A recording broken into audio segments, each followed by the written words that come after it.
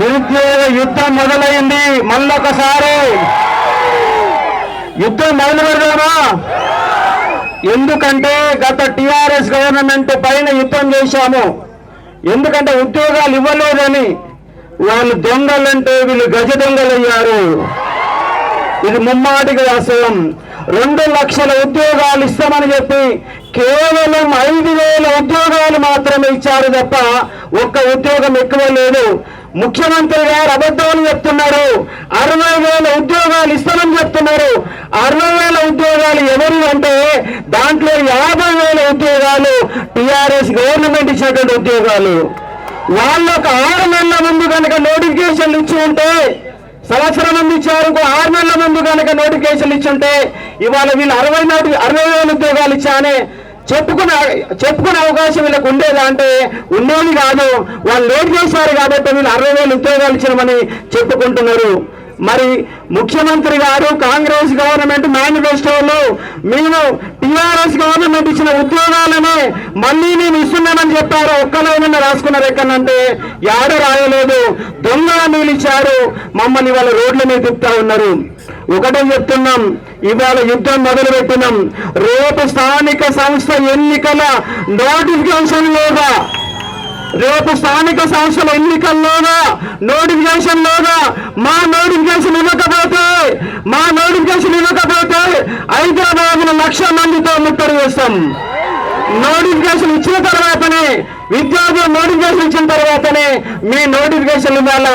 అప్పటి వరకు స్థానిక సంస్థ నోటిఫికేషన్లు కనుక వస్తే ఎట్టి పరిస్థితుల్లో విద్యార్థుల మూకం.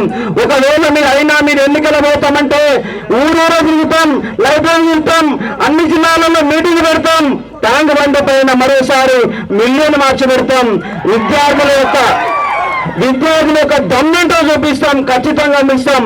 గత 10 రోజులుగా మన విద్యార్థులు జనార్దన్ కానీ, ఇంద్ర కానీ, అలాగే జీవో నెంబర్ 46 విద్యార్థులు ఆకాశ్ కానీ, శంకర్ కానీ, కళ్యాణ్ కానీ, ప్రతీష కానీ, అస్నా కానీ చాలా మంది విద్యార్థులంతా ఊరూర తిరిగినాం, లైబ్రరీ తిరిగినాం, వాస్తవాలు చెప్పే ప్రయత్నం చేస్తున్నాం.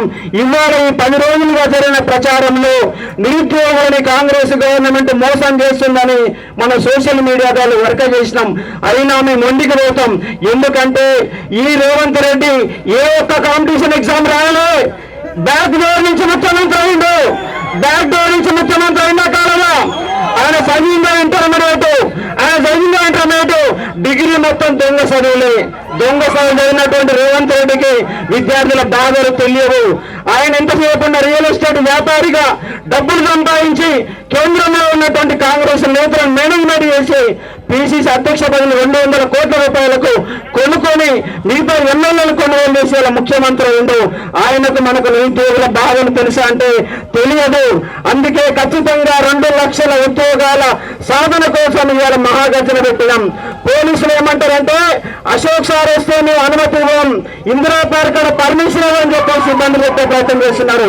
నిన్న సాయంత్రం నుంచి ఇవాళ వరకు నా ఫోన్ స్విచ్ ఆఫ్ పెట్టుకోవాల్సిన పరిస్థితి, ఎక్కడ ఎత్తుకోబోతారని చెప్పేసే పరిస్థితి వస్తుంది. ఎందుకు మేమన్నా దొంగలమా?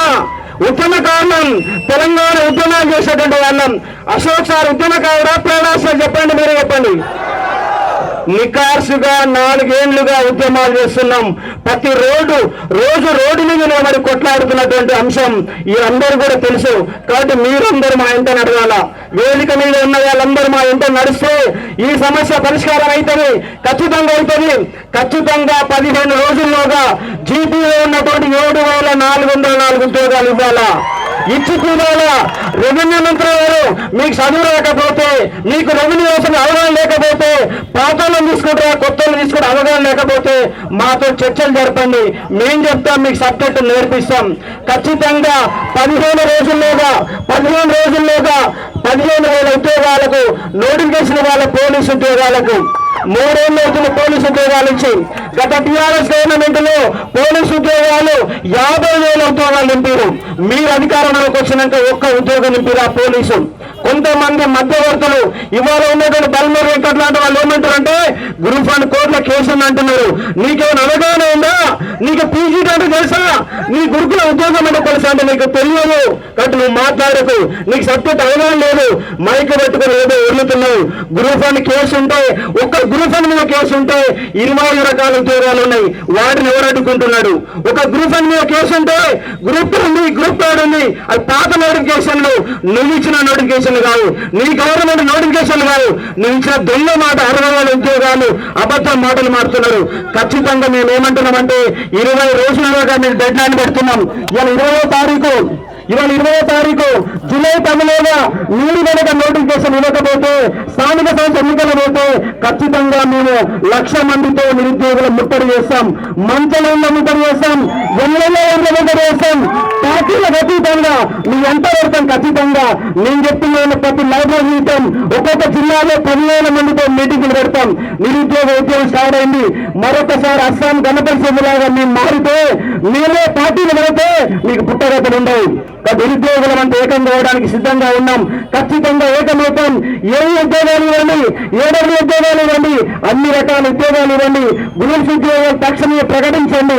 మీరు ఎందుకు ఇస్తున్నారు? శాతగాని వాళ్ళు. నీకు అయ్యేలా బడ్జెట్ లేదా?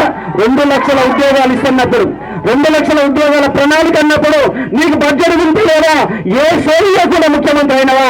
నీవు నన్ను గోష్ఠమీరమంటున్నాడు. ఒక రాష్ట్ర ముఖ్యమంత్రి రాష్ట్రానికి ప్రేమ పౌరుడు, రాష్ట్రం దివాళా తీసింది. ఇవాళ అన్ని రకాల బిజినెస్లు మొత్తం పడుకున్నాయి. ఎవరిని అడిగినా హోటల్ నడచలేదు, కిరాణా షాప్ నడచలేదు, రియల్ ఎస్టేట్ నడచలేదు, ఆటో నడచలేదు.